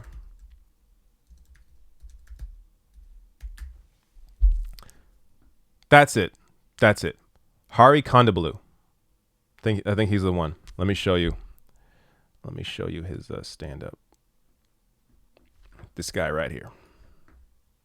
This guy, let's say show him on screen. This guy is fantastic. Watch his stand-up. It's on Netflix. Hari Kondabolu. I'm sure it's still funny. It's only a year old. It's very well done. And he definitely, I assume he's a Bernie supporter. I don't know. I actually forget the details of his stand-up. He may have even mentioned Bernie in his stand-up. But he's fantastic. I would definitely check out his stand-up. All right, great question. I like that. That was different. Shelby Hall says, you know what's disruptive? People dying because they don't have health care. Exactly. Good point, Shelby. I think that you made that while I was on doing my Yang video or my Yang piece. Yeah, 100%. Jesus Zamora says, put your comments on slow mode if it's going fast. Yeah, I should do that. The problem is I don't really watch the chat half the time because I'm looking at the camera. But maybe in the future. I need moderators. So people that I see quite often, like Shelby or Jesus. A lot of you I think I see quite a bit. If you guys want to be mods, you can be mods. All right, where was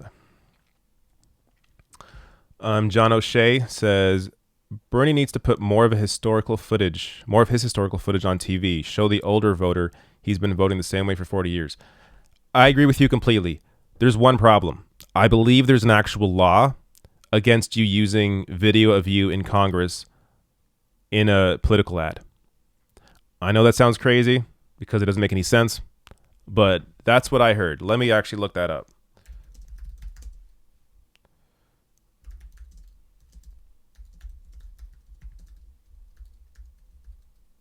When you have rational national Pretty sure that's the case. Okay, I'm not going to be able to find this now. But I'm almost positive that's the case because that's one thing you never see in political ads. People don't use video of them, on the House floor or on the Senate floor talking about what they support or don't support. Because that, if you could use that, 100%. I mean, just show Bernie fighting against the Iraq War, leading the effort against the Iraq War. Show him, talking about inequality in the 90s. Show him pushing back against that congressperson when they were being homophobic. I mean, there are so many videos old clips that you could show of Bernie, especially on the House floor and the Senate floor, and but I don't think he can do it legally. So I think that's the problem. But maybe potentially showing clips of him being on television, being interviewed back then in the 90s and the 80s, early 2000s. Yeah, I think that would also be great. I was also going to say that video when he was going after Alan Greenspan, but that was a committee hearing. And I imagine that falls under the same law that you can't use those clips, which is so weird. I mean, what kind of law is that? It's almost a law to discourage politicians from following through with what they actually believe in. Because if they can't use those in ads, if they can't show what they're actually fighting for, their actual votes, I mean, what kind of law is that? I guess you could say in a way, maybe it would encourage politicians to be more showboaty, but they're that way anyways because they want to get, the media headlines. So I don't really see what not allowing them from using those clips in political ads. I'm not sure what that does. Okay. Next question, but that's a good point. Daft Bread sends a $10 super chat. Very generous, thank you. Says, polls show that younger people overwhelmingly support Bernie, but they are historically less likely to vote in primaries. How do we encourage more participation in the primary this time? You have to pretty much ensure your friends and family, younger people, are registered to vote. So there's a website, I think it's votebernie.org. Let me see what it is. votebernie2020.org, I think. That's not it. I'm going to find the site because it's actually incredibly important.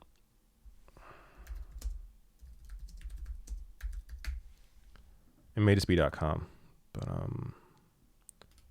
voteforbernie.org. Here it is. I think I showed this last time as well when I was doing the live stream. But here you go. voteforbernie.org. That's the site, voteforbernie.org. Share that with your friends and family, voteforbernie.org. And this tells you exactly how to vote, where to vote, or depending on your state. So say you're in, Minnesota.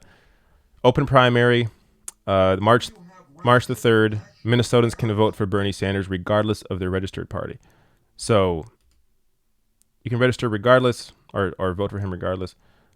Same day registration, very important. But online registration available. So look, even if you seek same day registration and you think, okay, I'll just do it that day. No, do it now. Do it online, especially, it's online. You can do it online.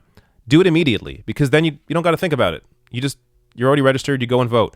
So make sure you do this and send this to people, your friends and family who are not politically engaged. Send this to them. Show them when they have to vote, all that stuff. Voteforbernie.org. Let me put it in the chat just so we're all clear on what is important here. Voteforbernie.org. Go there, register, send it to your friends and family, make sure they're registered. That's how you get people. Also, I have to say, I think young voters are going to be out more this time regardless. I think they're more engaged. First of all, it's 4 years later. So we're talking about 4 years of people who can now vote, who couldn't vote before. And a lot of that generation is now super engaged in politics, especially because of climate change. And they know the science.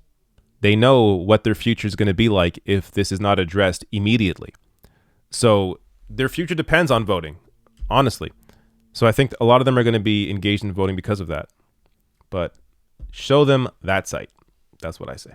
In fact, I'll even leave this up for a bit until I answer other questions. Okay. Wow, somebody sent a massive super chat. I'll get to you in a minute.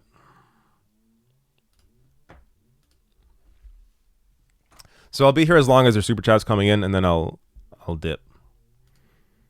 Because there's always a point in the stream where it gets slow and I can get out of here. But let's hope you don't keep me here all night.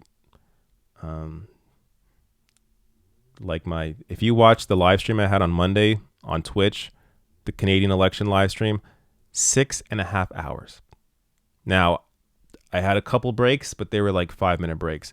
It was the longest I ever streamed anything. You should go watch that. Don't watch the whole thing. I don't expect you to. But if you scroll through it, you'll find some good conversations, especially if you want to learn about Canada. I had two historians, one Canadian historian, one more American historian in that chat, in that live stream. If you just go to twitch.tv/therationalnational. I think I also linked to my Twitch below this video in the description box. If you go there, go to the video section, you'll see like a 6.5-hour live stream. You can scroll through that and you'll see some cool discussions. All right, where was I? Brad Surdity says, always Bernie, never Amber. Thank you, Brad. Look, I don't want to be too hard on Amber, who sent the message in earlier.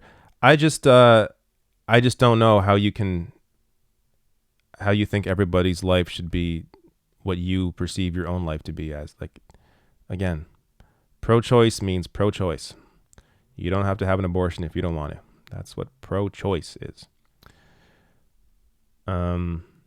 Did I skip you, Jesse Newman? Let me go back.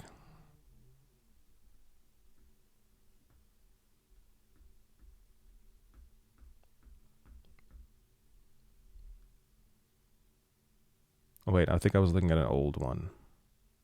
Yeah, I was in a different... That was the last stream. Okay, sorry. Your name is hard to read because it's in weird text. I have no idea what you said. A molding Dave? That's what it kind of looks like to me. So a something Dave says, if Bernie somehow doesn't win the nomination, who would be your next pick? I don't think we should even talk about that. I think it should be obvious if you've seen my videos already, but let's not get into these games. This is not on you, the person asking the question, but this is something I think it doesn't make any sense to talk about now. I think it makes sense to talk about alternatives if we ever get to that scenario, but right now it's just Bernie. Noah Didi says land tax equals affordable housing without rent control. I don't know what that's in reference to, but thank you for your super chat. Andrew Grew says female mortality was cited in Roe decision. Yeah, I imagine it was, because this is the thing. People have abortions regardless. So even if it's not legal, they're going to have abortions, and it's going to be wealthy people getting them safely, or it's going to be poor people getting them not safely. So think about that when it comes to your position on abortion. Jack Jean sends a $99.99 super chat, $99.99 with no message. That's amazing, Jack. Thank you so much. I don't see a message, so I hope there was no message. But thank you. That's maybe the most generous super chat I've ever gotten. Probably. That's crazy. Thank you so much. Jose Agramonte says, Bernie just pledged to end the prosecution of whistleblowers under the Espionage Act. Yes, I should have covered that today. He must have watched Edward Snowden on Joe Rogan yesterday. No, actually, Bernie made that pledge, I think the day before Snowden was on Rogan's show. So he was already on it. And Bernie's been on that for a while now. Again, showing you there's one candidate in this race you should be taking seriously, and that's Bernie Sanders. But yeah, let me just pull that up briefly. Now that you mentioned it, because I didn't cover it today. I probably should have. Maybe I'll cover it in a future video.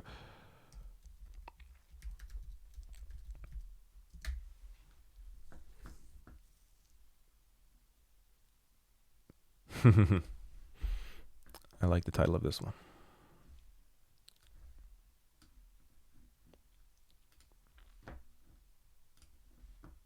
Oh, I'm already here. Okay. Whoa. Edward Snowden as Sanders. Whoa, says Edward Snowden as Sanders vows to end prosecution of whistleblowers under Espionage Act. This is the most important stance any candidate has taken affecting press freedom so far. Hopefully this will force others to follow, said Trevor Tim, executive director of the Freedom of the Press Foundation. Man, I got to cover this in a legit video. This is a huge story.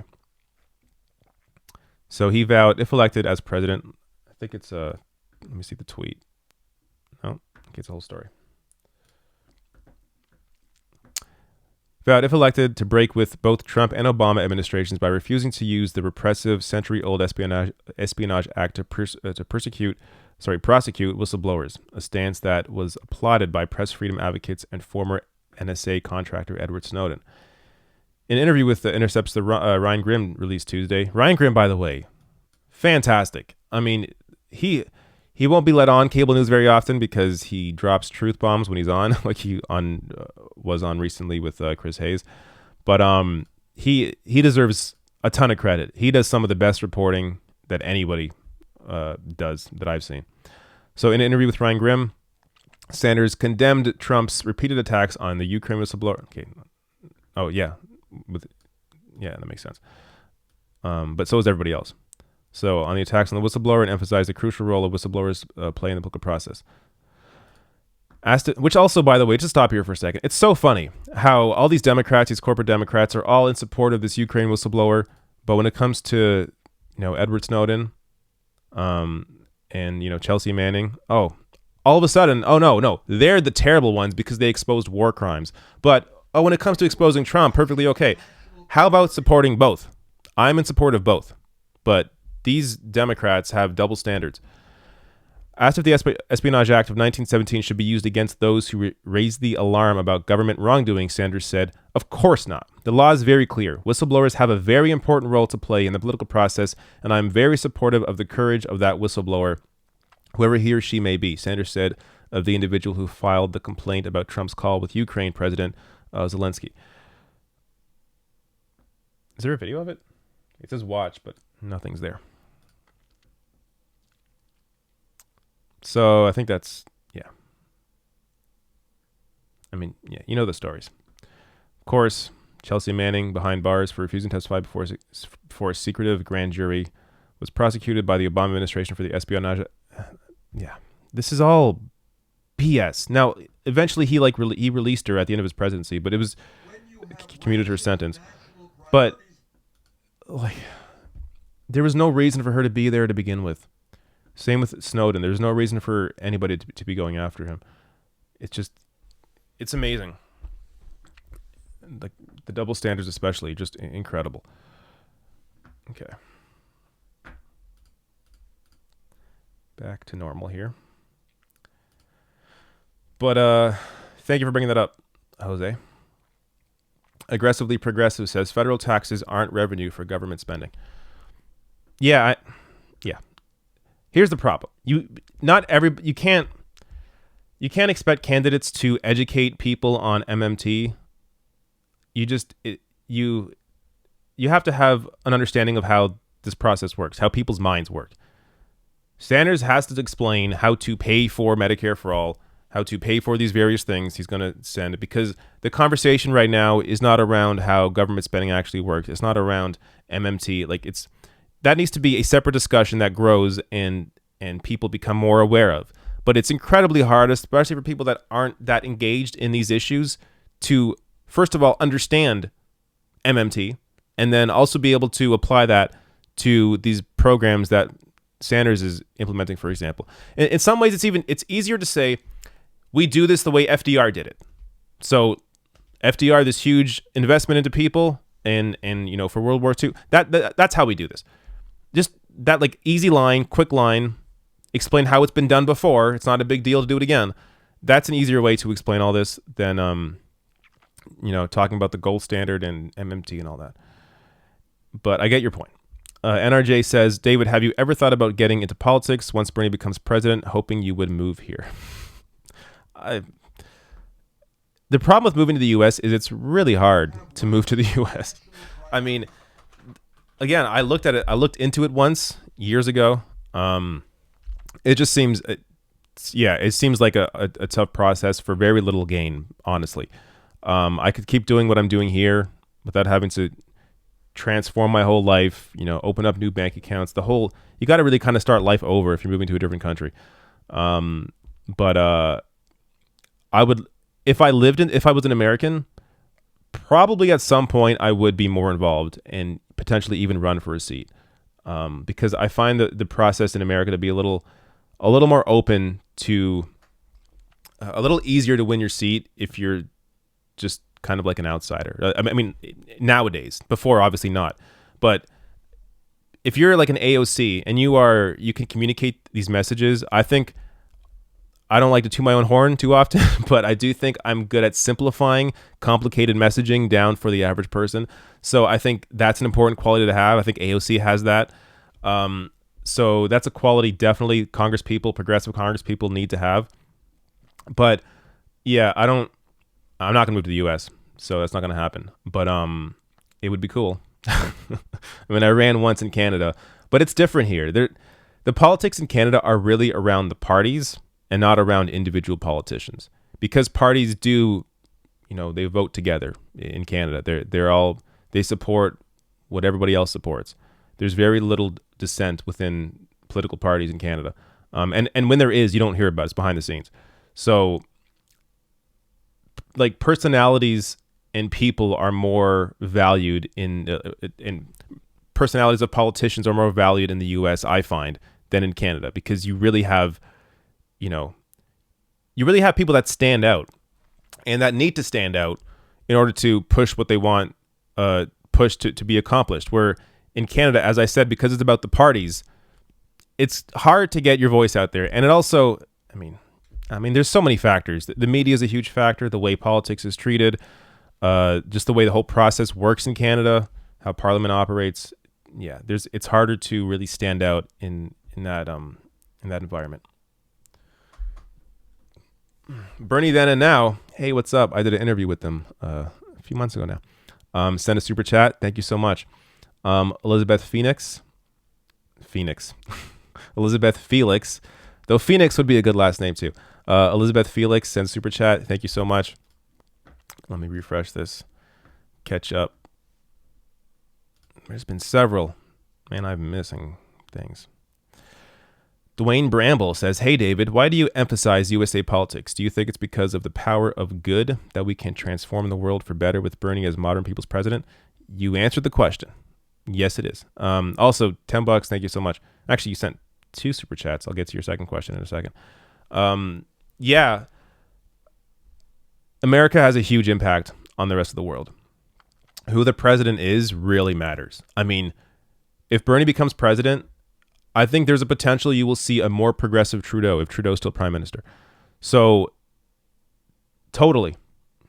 The impact is, it's hard to even explain it really, because if you're American, you don't really feel it. But I think as Canadians, as people in other countries, we do really feel that impact. Not to mention, imperialism, these unending wars. Obviously, that has a greater impact on countries that I'm not in, so it's hard for me to really speak to that. But that's an obvious impact of the U.S. government on the world. So yeah. Also, it's just American politics was kind of my into even knowing about any of this stuff. When I was younger, I watched The Daily Show. I watched Colbert. Then I got into the Young Turks, and I just became more engaged, and I became engaged from an American perspective. And then that's when I really began to get more into Canadian politics. But it started with my interest in American politics. Dwayne Bramble says, again, super chat, hey, David, thanks for your what should be basic and understanding about America and Canada politics with a humanitarian view. Keep it up. Thanks, Dwayne. 2 great super chats. Thank you so much. Alex Ramirez says, hey, David, huge fan from LA. My question is, do you believe Bernie is the actual front runner in the race despite what the polls say? I mean, he has the most individual donors, donations, and volunteers. So it depends how you define front runner, because how we usually define front runner is purely based on polling. It's not based on anything else but where you sit in the polls. So based on the polling, Bernie's not in first. It's almost every case now Joe Biden. I think Warren was up in like 2 polls, but that's kind of dropped off. It's Biden's like retaining or regaining some of the support he lost earlier, which is depressing and kind of shocking. So I think Biden's the front runner in terms of polling. But you make a good point that if we looked at these races if we qualified these races differently and looked more at grassroots support, individual donors, or even just fundraising. I mean, there's always the fundraising race, but I find it really interesting now. All of a sudden, 2019, 2020, fundraising is becoming less of a conversation. Maybe it's because the people that are fundraising the most are the people that are not using corporate money, that are not having private fundraisers, that have no super PACs. So maybe that's the reason why all of a sudden fundraising isn't as much of a topic as it used to be, because that was a huge topic for a while. And I mean, it's still a topic, but they definitely do not talk about fundraising as much as they used to. I noticed that for sure from this race compared to 2016. And then 2016, when Bernie began to catch up and overpass or surpass Hillary in fundraising with individual donors, that also was not talked about enough. But that's a good point. So if you're asking me who's actually leading in the race, I guess Biden based on polling. But again, a lot of those polls skew towards people that have landlines, skew towards older voters. It's hard to really know how many young people actually are in these polls. I mean, it tells you, but a lot of the people that they're polling are registered voters, or people that are already engaged voters. So Bernie brings out a base of people that are largely, or I would say largely, but many of them definitely non-voters, people that are not engaged in the political process already. If he can bring those non-voters into the primary, which is where he actually needs them. I mean, if Bernie gets to the general, if he's the nominee, forget about it. I mean, the actual race is the primary. If Bernie wins the primary, he's president. So this is where the race actually is, which is why it's important to share, like I was showing earlier, let me bring it up again. I still have it. Voteforbernie.org.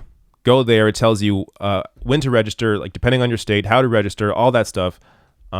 So that's why it's important to spread links like that to really get people engaged and ensure they're going to vote, because a lot of these non-voters is who Bernie needs to actually win. Josephine Pierulli says, did Bernie say that about whistleblowers because of Ukrainian crap in DC? So I just showed you I assume this was before I showed you the full story. No.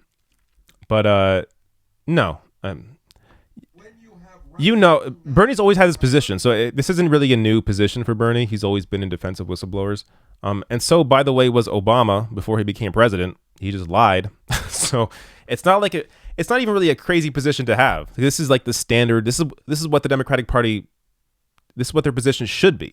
They just lost their way, clearly. Jordan Susselman says, you told us Bernie beats Biden, Warren in districts that went 2 times Obama, then switched to Trump, and beats them with independents and Republicans. Where can I find that? Let me bring up. So pretty much I'm going to do what anybody could do. You could just Google it. Bernie swing districts. It was pretty sure it was a story from the Daily Beast, and they were sourcing publicly available information. Swing district Biden.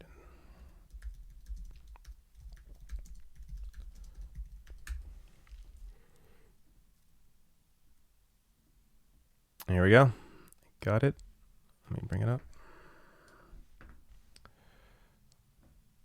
Also, by the way, the first time I reported on this story, I put the link below the video. I always source my stuff under the video, under sources, except for live streams. There's too much to source. But so the first time I covered this, you would be able to see where I got it from.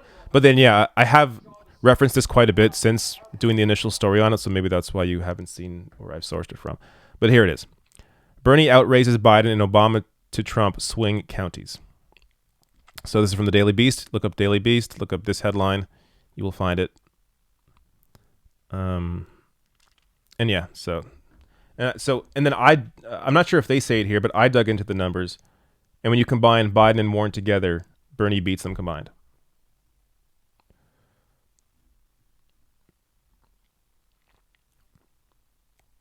So where are we here?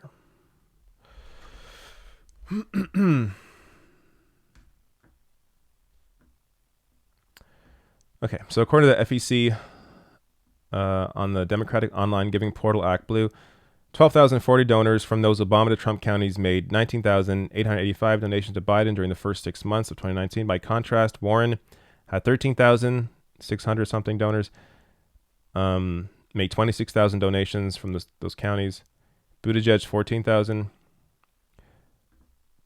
So all three of them trail Sanders, whose campaign helped compile the data when it comes down to donors for Obama. So Bernie has 33,185 donors in Obama to Trump swing counties. Now compare that with where are we here? With 12,000, that's Biden's, plus Warren's 13,000, and we're looking at a bigger number for Bernie than those two combined. That's where it is. So this is another data point. I think it's very important to share this as well, especially for your friends and family who support maybe Warren or Biden because they think that they're the best to take on Trump and defeat Trump. Show them this.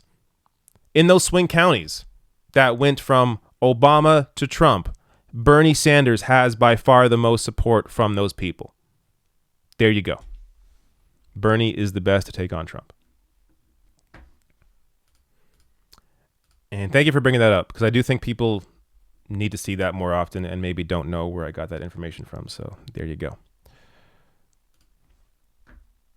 Wow, this is a much longer stream than usual. 2 hours. All right, so once I get to these super chats, I'm going to have to get out of here. But I've had a great time. Let me try to go a little quicker, maybe. Oh, there's not many left. Okay. Connor Huthsing says, hi. How would you go about convincing someone who usually cares more about social issues than economic issues that Bernie is better than Warren? Love the show. When you have rational national priorities. That's a great question.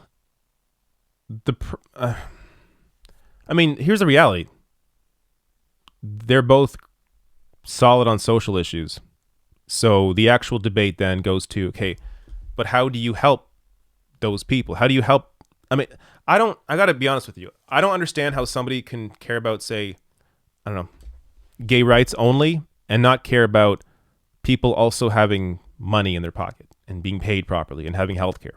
Like, I don't know how you divorce those two things. You really have to be an incredibly privileged person to only care about social issues and think that the economic policy has no impact, doesn't matter at all. I don't understand that. If you care about people, if you care about LGBT rights or women's rights, then you care about people. You have some base for humanity. You care to treat people properly and equally. Then why can't you also extend that to financial issues? Why can't you also extend that to healthcare? Why can't you also extend that to education? How students go into crazy debt, right out of college, starting their life with thousands of dollars in debt. How do you not see how that is also an issue? So I don't know for a lot of those people, it's possible they haven't really thought about it. But if you put it in that frame where, all these people die because they can't access healthcare, can't afford healthcare, or they go bankrupt. Healthcare is the number one issue for people going bankrupt. How do you, because I have a hard time understanding how people can care about one thing and not the other, then it's hard for me to explain how to convince those people otherwise, because I'm not one of those people. But it's amazing to me that anybody could think like that. I think a large part of it is just brainwashing, because they watch, typical political shows or cable news. They have a certain perspective that doesn't normally talk about economic issues. So it's harder for them to internalize that because they hear about it less. But if you begin to discuss it, show them the clip that I showed earlier from Bernie Sanders, where he's talking to a woman who couldn't afford health care. I think they have to hear real people's stories. So if you show them, look up, you can do this on YouTube. Look up like Bernie Sanders healthcare town halls, where there are people discussing their stories. If you share that, show people, hey, these people are going through some real crap. They need Medicare for all. Yeah, I feel like that should speak for itself, but you never know with some of these people. Because, again, you have to be incredibly privileged to not see the importance of economic policy. Or if you yourself have benefited off the current system, then maybe you don't care. That's also part of it. Dwayne Bramble says, I'm Jamaican, by the way. Cool. Awesome, Dwayne. Thank you. I have not been to Jamaica, but it seems like a great place. I was actually watching a documentary recently. I'm taking a university class on the third world in Canada and economic policy. And one of our assignments was to watch a documentary on Jamaica. I don't know the name of it now, but it was going into essentially how, the Jamaican economy was robbed. I think by the IMF. I have to go back and watch it, but maybe I could find it because I think it's a well-known documentary. I'm just bringing it up now because I do think this would be good for people to watch. Life and Debt. I think that was it. Yeah. So I think it's a well-known documentary. But Life and Debt, it's from 2001. Great documentary. Check that out. I'm just making sure that is the one. Yeah, it is. Life and Debt. That's it. Let me go to the next question. I'm sorry I cannot read your full name. Henrik Olschlagel.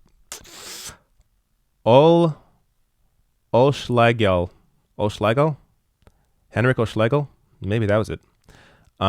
Thanks for your super chat. Says, what do you think about ending corrupt people in politics by linking the salary of a politician to the minimum wage of a country and make them part of the working class?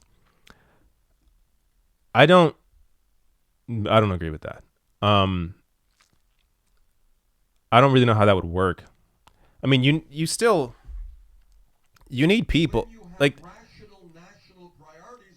that would almost incentivize politicians to make, some deals on the side where they're helping like a massive industry like the fossil fuel industry because they're going to be promised a job afterwards where they're going to make good money. So I don't think that would really benefit. I don't think cutting the pay of people benefits. You really need people. You need politicians that represent the working people, and those people should be encouraged to get those jobs. You should encourage people in the working class to aspire to be politicians and fight for real people. I think you can do that in other ways. I don't think you need to cut their pay. I don't think cutting their pay is beneficial. But I'm glad you brought up that question because that is an idea that I've definitely heard. None of your damn business says Greta speaks in Vancouver. Anyone have a feed? I don't. Yeah, she's on the West Coast now. I saw her tweet about that. But I'll be off soon and you can watch that. Janine Jackson says, free Julian Assange, journalist. Yeah, I'm down with that too. Assange also should be freed. Mr. Izzy Dizzy says, abortion has a victim, though nameless and voiceless. Okay. Thank you for your super chat. Pro-choice people. Pro-choice. When you have rational national priorities. Okay. Are we done? I think I heard one more come in, unless that was the one that just came in. All right, I think that was it. Cool. Thanks for joining. This has been a lot of fun, longer than usual, 2 hours. Usually it's an hour and a half, but every Friday, 3 p.m. Eastern on here on YouTube. And yeah, that's it. Thank you again, and see you next week.